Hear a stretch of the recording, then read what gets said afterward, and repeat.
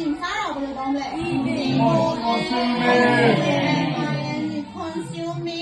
consuming ပါလေ process food consuming process food ပြီးလို့ရှိရင်ဘာ problem financial problem and ပြီးနောက်တစ်ခုကကြတော့နောက်တစ်ခုလောက်မဖြတ်တော့ရတယ်ဘာကြောင့်လဲဟုတ်တယ်အဲ့ဒါဆိုတော့ပါလေnot that time အဲ့ဒါနော်ကမလုံလောက်တာရဲ့နော်အသေးပဲတူမြင့်အသေးပဲရ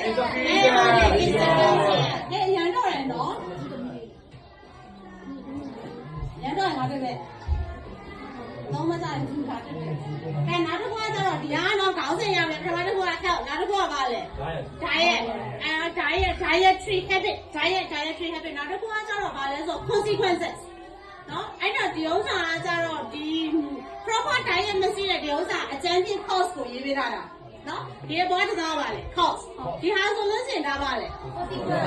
consequences ကပါလေအဲ့ serious health consequences တွေဖြစ်စေတယ်အဲ့ဒီမှာ serious health consequences တွေကိုသိပြီးသားပါတယ်လေဟုတ်တယ် stroke STROKE stroke ပြီးတော့ပါလေ OBESITY obesity stroke obesity ပြီးတော့ပါလေ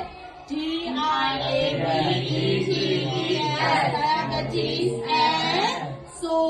on အဲ့လိုမျိုးရေးလို့ရတယ်ပြီး etc တော့လည်းရအောင်နော်ပြီး understanding the cause and effect of poor dietary habit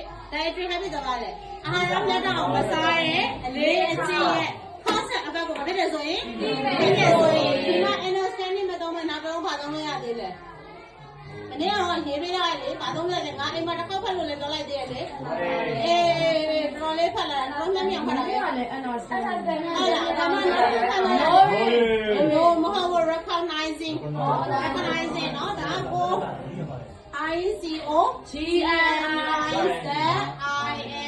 recognizing that cause and effect of poor military diet is crucial မေးပဲဘာသုံးလို့ရတယ် important ဘာရဖို့အတွက်လဲဆို to get ဘာလို့ကျင်တာတော့အဲ့လိုမျိုးအခါမျက်နှာကိုစားတော့ဘာလို့ကျင်လို့လဲမဟုတ်ဘူးလေဒါလည်းစားရရှိရတော့ဘာဖြစ်ဖို့လဲ to get a healthier healthy life SPYLE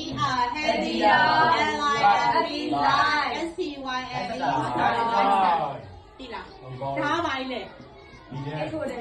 ယ် introduction အဲ့တော့ဆရာမတို့က introduction ဒီလိုမျိုး introduction ကိုရေးလိုက်ပြီဆိုရင်နောက်ပိုင်းမှာဒီကအញ្ញမ်းလွယ်ပါတယ်ဘာလာမလဲဆိုတော့ CAUSES causes ပြီးလို့ရှိရင်ဒီနောက်ကဘာလာမှာလဲ